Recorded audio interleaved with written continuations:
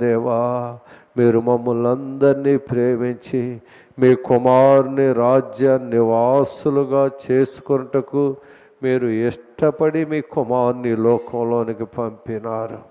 రాజులైన యాజక సమూహములో, పరిశుద్ధ జనాంగములో మేమందరము కూర్చుండవలనని ప్రభువా మీ యొక్క ఉద్దేశమై ఉన్నది. అందును బట్టి మీకు వందనములు. మీ ఉద్దేశ్యములను మీరు నెరవేర్చే దేవుడవు ప్రభువా, మీకు వందనములు.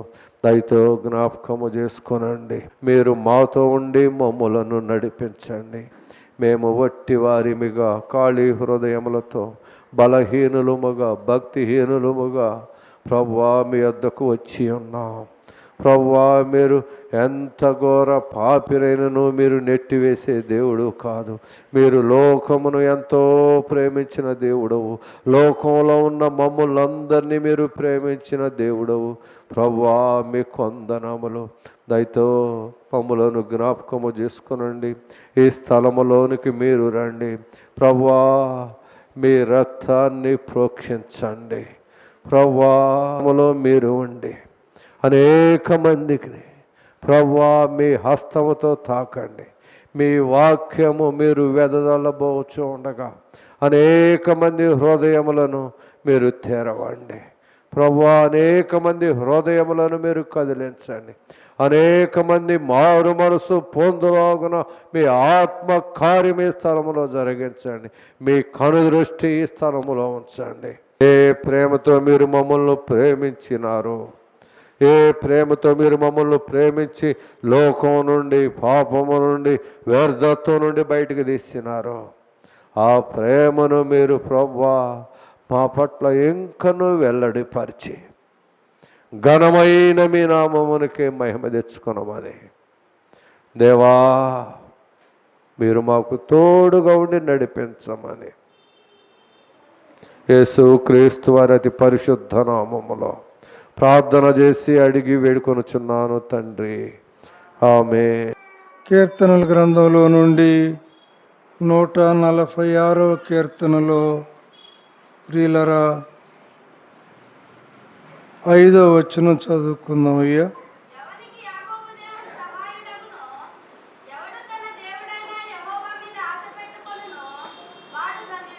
చాలమ్మా.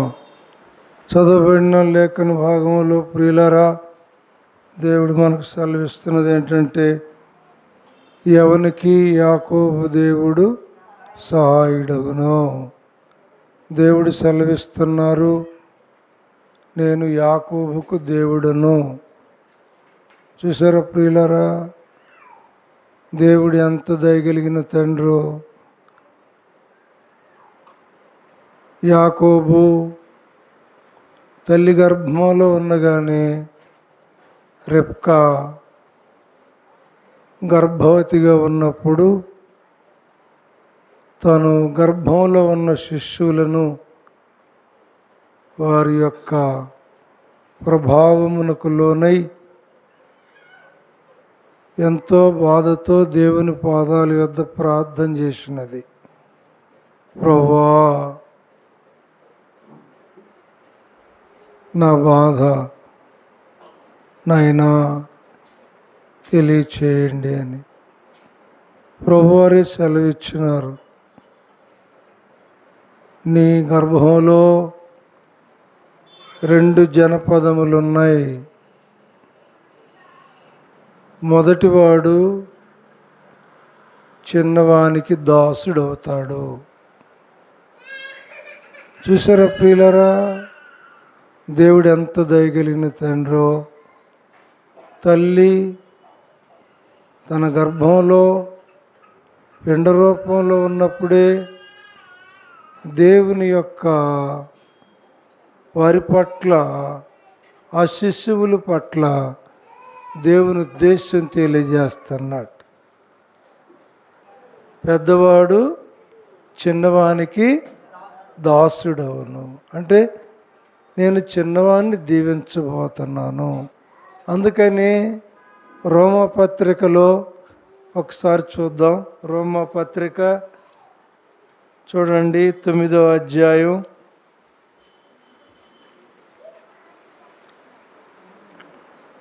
9వ అధ్యాయం 15వ వచనం చదువుకుందాం.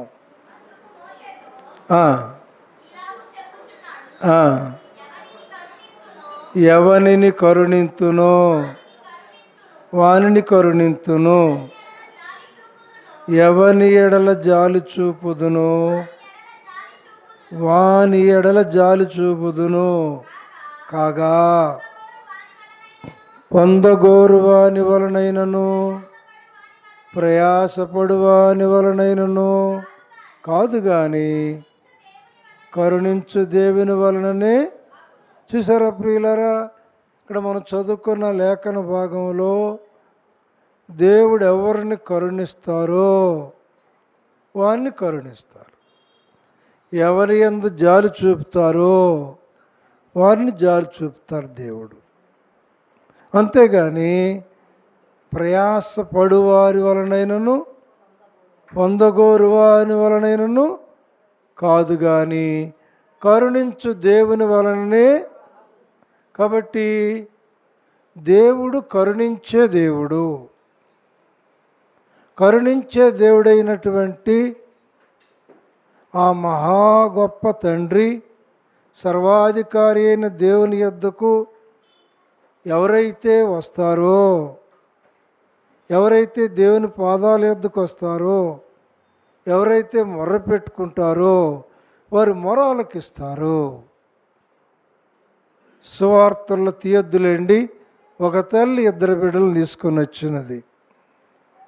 ఆ తల్లి ప్రభువారి దగ్గర మనవి చేస్తూ ఉంది. ఏమని తెలుసా?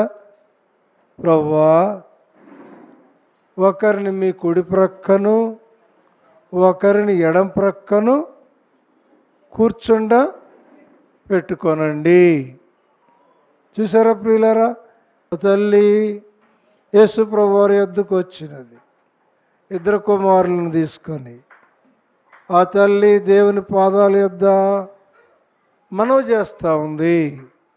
ఏమనంటే, ప్రభువా, నా 2 కుమారులు ఒకరిని కుడివైపున ఒకరిని ఎడమవైపున కూర్చుండ పెట్టుకోనండి. ప్రభువారు అంటున్నారు. ఏమని తెలుసా? ప్రభువారు అంటున్నారు, అమ్మా,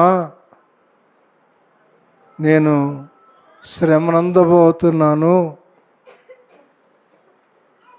ఈ శ్రమల్లో వారు నిలబడలేరు. చూసారా ప్రియులారా, నేను త్రాగబోనది వారు త్రాగగలుగుతారా? నేను పొందబోయే శ్రమలు వారు పొందుతారా? ప్రియమైన సహోదరి సహోదరులారా, అయినా ఆ తల్లి విడిచిపెట్టలేదు. ప్రభువారైతే ప్రభువారు పొందే శ్రమలో వారు పొందలేరని, ఇది నా యొక్క వశంలో. ఆ 2 కుమారులని కుడివైపున ఒకరిని ఎడమవైపున ఒకరిని కూర్చుండబెట్టుకోవడానికి. చూసారా ప్రభువారే, మేము త్రాగగలుగుతామయ్యా, మేము శ్రమ పొందగలుగుతాము, అయినను నా వశంలో. ఆ తల్లి ఎక్కడ కూడా తనకున్న ఆశను విడిచిపెట్టలేదు. ఆ బిడ్డల బాల్యకాలం నుండి ఆ తల్లి ప్రార్థన చేస్తూ వచ్చినారు. ప్రియులారా, ఆ బిడ్డలు ఎదిగి యోహాను యాకోబు, చూసారా, ఆ 2 బిడ్డలు వారు ఎదిగి దేవుని యొక్క అపోస్తులై, ప్రియులారా, వారు ఆ 12 మంది శిష్యుల్లో మొదటిగా యాకోబు దేవునికి హతసాక్షులై కుడివైపున కూర్చున్నారు. 12 మంది శిష్యుల్లో చివరిగా యోహాను దేవునికి హతసాక్షులై. ఒకరు కుడివైపున కూర్చున్నారు, ఒకరు ఎడమవైపున. అప్పటి వరకు ఆ తల్లి వారిద్దరు బిడ్డల కొరకు కన్నీరు కారుస్తూనే ఉన్నారు.